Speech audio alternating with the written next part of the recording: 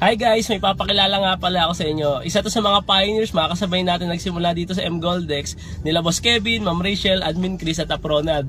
So ngayon actually, ito ayaw nito magpa-video, ayaw din nito pinupush sa Facebook. Mahihain daw kasi siya. Pero actually, sikat na sikat to, kilala to sa gantong industry.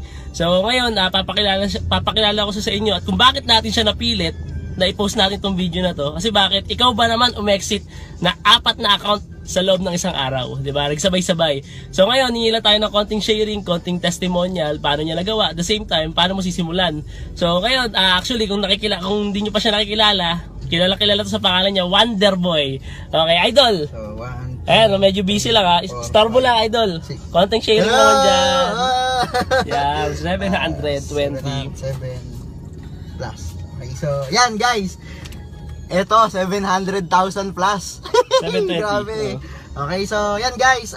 Kung ba't ko kinito to, naka-exit yung dalawang solo account ko sa third table.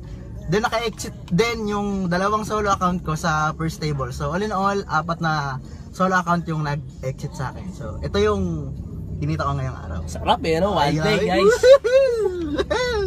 So guys, idol, konti nga naman sharing, konti namang testimony lang naman.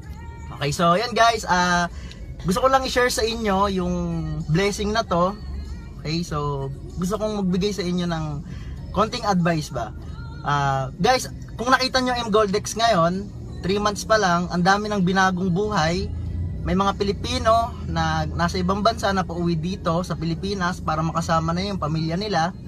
Okay, dahil yung kinita nila dito sa M-Goldex, sapat na para baguhin yung buhay nila at makuha na yung pangarap nila. Okay, so nakita mo yung M-Goldex ngayon, alam ko inaaral mo. Alam ko ina-analyze mo.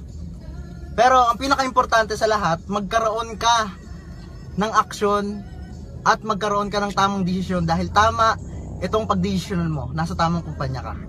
Okay, so ito yung pwedeng mangyari sa'yo once na niniwala ka sa tamang sistema ng M-Goldex. 4 accounts, 720,000 guys, diba? Kaya ka sa diba? Okay, 3 months pa lang in the making, guys. Ang dami ng account na napa-exit, ang dami na ng taong natulungan. So, libo na umexit.